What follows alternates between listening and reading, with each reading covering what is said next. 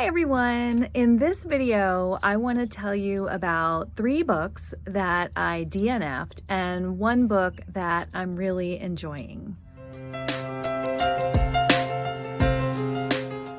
Hello everyone and welcome to Book Talks with Miss Thomas. I am Miss Thomas. I am actually at my son's football practice and it's finally getting a little bit chilly, at least today, so I'm not out here melting in the heat. I am not having a great reading week this week, so I will tell you about some of the books that I read.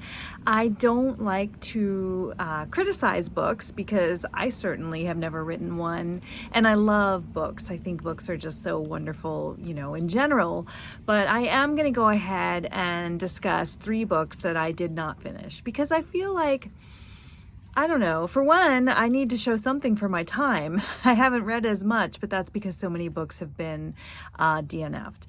So first of all, I started this book called The Solid Grounds Coffee Company. I was so excited to read this book. I was like, oh, coffee, small business owner, strong woman. This is absolutely going to be a great book. And I was so annoyed. I only got like 1 chapter in. I bought it from thrift books and I read, I think the prologue, and then I said, no, are you kidding me? Bye. In this book, there is this guy, and he was, outside rock climbing or doing some kind of adventure, and his former fiance shows up, and he's so happy to see her. They just somehow end up having sex, and come to find out, she's engaged to somebody else. So poor guy, he just happened to have sex with somebody he wasn't married to, and now she's gonna go cause trouble for him with her fiance because she still wants to get married to that guy. And this is apparently a problem and it's going to impact his career. And I thought, well, maybe if you were not doing things you shouldn't have been doing, you wouldn't be in a situation you'd rather not be in. So I don't really care about you or your situation. So I'm not going to finish that one. I'm sorry. But the thing is, it's marketed as a Christian book. It's marketed as a Christian book, and it begins with 2 people having premarital sex, and one of them is engaged to someone else, and she plans on remaining engaged. And I'm supposed to feel bad for these characters. Why? Okay, so I was really annoyed. In fact, it's too late now, but I would maybe return that to thrift books and say this should not have been marketed as a Christian book, because thrift books has been really good. I had an incident once where I bought a workbook. It was like it was for I'm a reading specialist, so it was a workbook with like phonemic things in it for a student, and the person had written on every single page, and I could have sat there and erased everything, but I wrote thrift books and said, this is not in mint condition, it's not even in good condition, and they were apologetic and refunded my money. So I don't want to push the envelope with thrift books, but I do not feel at all that this book should be marketed as a Christian book. I guess another book, now this one was not marketed as a Christian book or anything like that. I had heard on the internet, I'd seen some other booktubers discussing this book, and I was so excited. It sounded good to me. It was called Fool Me Once, and I'll put it here, Fool Me Once. And I loved Fool Me Once by Harlan Coben. It's one of my favorite books of all time. So I was so excited to read another book called Fool Me Once. And I read maybe 2 or 3 pages and said, no, I'm not going to read this book either. So somebody, liked it. I guess quite a few people liked it, but I'm not going to read it because it begins with this woman, and she's sneaking out of, I guess, a one-night stand. She says she's having the walk of shame, and she's very good at these graceful exits, she says. She's quite proud of this. and she goes running across, I think, Disneyland as a disgraceful version of Belle, and mothers are giving her the stink eye because she and her friend, I guess, are raunchy versions of Disney characters, and we're supposed to find this amusing. I didn't care for it. So both of those books might, appeal to another reader. They might be perfectly funny books. They probably have lots of great things in them, if I were willing to invest the time. But right now, I just have so many other books available to me that I want to read, that I'm really looking forward to reading. And so I DNF'd those two. Now, I finished my audiobook. I think the last audiobook I finished was The Killing Floor by Lee Child, and I covered that in another video. And then I wanted to get another audiobook, and I'm on the waiting list for the audiobooks that I've been looking for. So I just sort of scanned the shelf to see what other audiobooks are available, and I was thrilled that the Libby app actually recommended a Christian author to me. So I don't know if it was Denise Hunter. It was Bookshop by the Sea. I don't know if that is just a really popular book or if Libby has somehow figured out that I'm a Christian reader. But I was thrilled to get that book, and I started to listen to that. And I know Denise Hunter is much loved by some people, and it might be that I'm just not a real romance reader, because it is marketed as a Christian romance, and it does seem to be a Christian book, and it does definitely seem to have a romance. So it's very clean. It's I'm sure that if I were to invest in it, it would get into God and the Bible. But I DNF that one too. It started really good. It was about this woman, and she was planning. She wasn't planning. She was like in the wedding. She was helping with a wedding for her sister. So she was helping to see her sister off after her sister's wedding. So she's trying to keep, like whack-a-mole, keep all the little moles in the holes. So she's trying to, as the person, managing this wedding, she's trying to keep everybody in line, keep everybody, help them all to behave and to stay sober and to not cause trouble. And so it's kind of interesting. I enjoyed that aspect where it's this woman who's just trying to make sure everybody has a good time, and she runs interference when people start to misbehave at the wedding. And I enjoyed that. And then there's this boyfriend that she had. It was like the love of her life, her high school sweetheart, and she hasn't seen him for a few years, and he is there for the wedding. And so she's really unhappy that she has to see this guy that broke her heart years ago, and he is at the wedding. And of course, after the wedding, he has trouble with his airline. He can't get on his flight, and so he ends up staying at the house where she's staying, but he doesn't know she's in there. So he knows where the owner hides the key, because they're all friends with the homeowner. And so he goes to get into the house, and he gets the key, and she thinks he's an intruder, so she attacks him. And, they're stuck in this house together. And then there's a storm, because it's by the sea, the bookshop by the sea. There's this storm. And so this is where I start to lose interest, and finally decided to DNF the book, because she's trapped during the storm with this guy that she was in love with, when her brother sends her some document that he wants her to proofread. And he is a grown man. He is a grown up with a full-time job, gainfully employed, and he wants her to proofread something for his job. And for some reason, she does it, which I right there thought, okay, how old are you? And you're gonna, check the homework of your grown brother. So she's proofreading it, and then the storm hits, and she's unable to send it because of the Wi-Fi and the storm. And so she's determined to get this document to her brother. First, she tries to tell him, there's a storm, I'm having problems, can't I get it to you tomorrow? Or if you would just try and check it over yourself, it'll be okay. But the brother boo-hoo, boo-hoo, boo-hoo. So she decides to drive to some hotel that maybe has Wi-Fi. And so she goes out in this storm. And of course, the guy that's stranded at the house with her, he's going to go with her because he wants to keep her safe.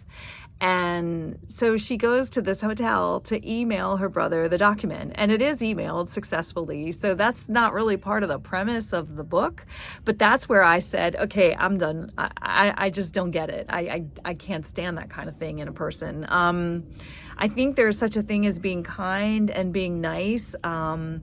And I think godly people are called to, build one another up. But I've said it before, God does not want everyone to be doormats. We're called to be welcome mats, not doormats. And if this is the way this book is going to portray, godly Christian women as people who drive into storms to send proofread documents to perfectly capable grown men, I'm not interested. So, I think there's probably more to the book, because the guy in the book, he is saying that he thinks this is, a bit excessive, and he doesn't agree with this. So I would hope that the author is going to show us a healthy perspective on relationships, because that ain't it. And then I also got a little annoyed because then the book starts to reflect on what this girl's life was like when she was in high school. She was a senior in high school, and the guy was a senior in high school. And so here they are, they're kids. They're 18, maybe 17. They've got the whole life ahead of them. And this guy who's in high school gets this great job opportunity. It's like the once in a lifetime, career of a lifetime. And he's thrilled to take this job opportunity.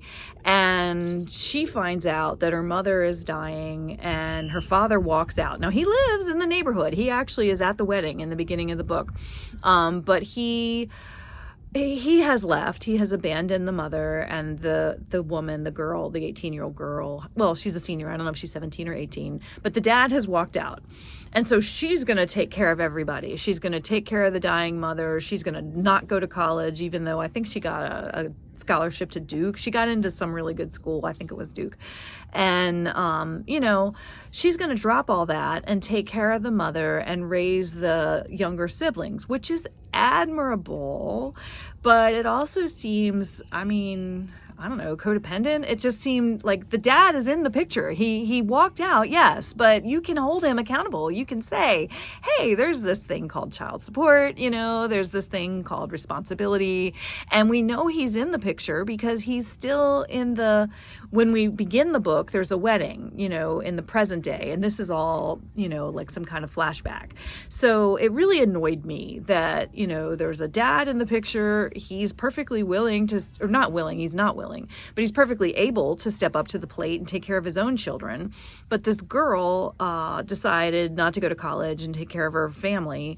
And so she seems okay with the dad. The dad's in the picture, but she doesn't seem okay with the boyfriend, the senior in high school, who took advantage of an opportunity for a once-in-a-lifetime career. I don't get that. So I was really kind of annoyed. And this guy in the book, he's like, oh, I'm so sorry. I abandoned you. I'm a horrible person. Please forgive me. And it's like, no, he was a kid who got an opportunity for a great job and took it. So I personally had to DNF that one.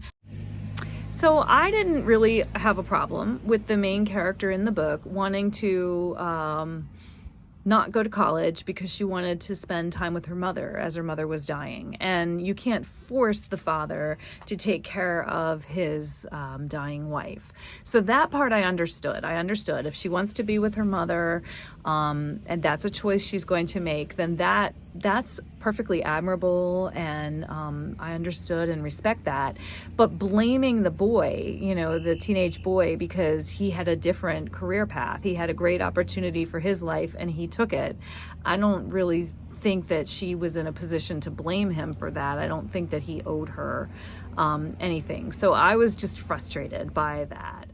One book that I am really, really enjoying a lot, though, is called York, and this is by Laura Ruby. Now, I just started this yesterday, and I had a lot going on, so I haven't been able to really sit down and focus on this book.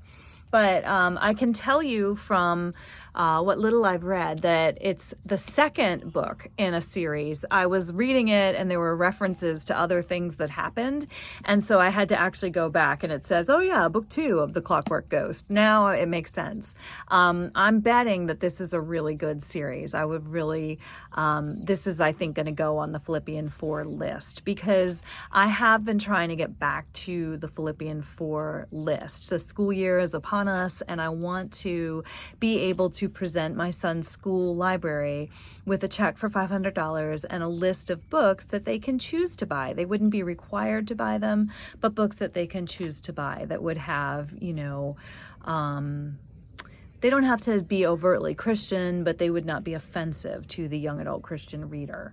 So this book, I think it's a Christian book. It's definitely a fantasy book. I'm not sure where I heard of it or why I got it, but it is definitely a wonderful young adult book. And it begins with this house in New York, and there's this really bratty girl, and she's just very self-involved and annoyed about having to be at this dinner party where I think she is sitting next to Edgar Allan Poe. She's sitting next to a man named Edgar, and we find out later that Edgar Allan Poe was someone who had been at this home. These are like these famous people that have these famous dinner parties. I sort of think of,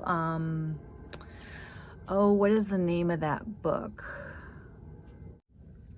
But anyway, there's these famous people at this house for these, you know, fantastical dinner parties, and these famous celebrities, I guess, go there. And so this girl, she's really bratty, and her mother says, perhaps you'd like some air, and she means like, get out of here because you're being rude. And so the girl goes in this room and she finds this puzzle. It's like I'm picturing like a Rubik's Cube, but it has a lot of precious gemstones on it, you know, emeralds and rubies. And this other girl is in the library, and the snotty girl treats her like a servant. And I don't think the other girl's a servant. I don't know. This is all just the prologue. You know, it's hard to really make sense of what exactly happened in the prologue. And I haven't read book 1. But the one girl tells her, the bratty girl, this is a puzzle, but it's sneaky, so be careful. And the little girl, the bratty girl, steals the puzzle and takes it home because it has precious stones on it. And she's not even remorseful. She says, well, you know, if they're dumb enough to leave their puzzle out with all these precious stones, they're probably not even real stones. You know, the girl's a real brat. And so she takes the puzzle home, and then she wakes up in the middle of the night, and there are these spiders that have come from the puzzle, and they're all over the room. And so she's screaming, and her father runs in, and he's also quite shocked. And that's the end of the prologue. And then it fast forwards many, many years, and there's these kids. I think there's 3 of them. I think it's 2 boys and a girl, and the girl's name is Tess. And I'm thinking that Tess is the granddaughter of, or maybe the great-granddaughter of, the original homeowners who had the fantastical parties. And so they're living in this magical building, and there's this critter that leads them into this tunnel, and they've got this cat. It's a giant cat. Tess has this big pet cat. I think it's a saber tooth. And so everything's just so fantastical and magical, and they go into this magical place. And I'm thinking they have somehow maybe time traveled into the past. So I don't know. I mean, I'm sorry. That's probably a bizarre, crazy description of a book. But this so far is a bizarre, crazy book. And I'm really enjoying it. And I'm betting that it's going to go on the Philippian 4 list. So there you have it. Those are 3 DNFs and 1 book that I'm really enjoying. So you know how they say 3 out of 4, what is this? 1 out of 4, 1 out of 4 books that I'm enjoying, but I'll take it. You know, I'm happy to have a good book. So that's what I'm reading right now. I will finish it hopefully and give a full review later on. Bye for now.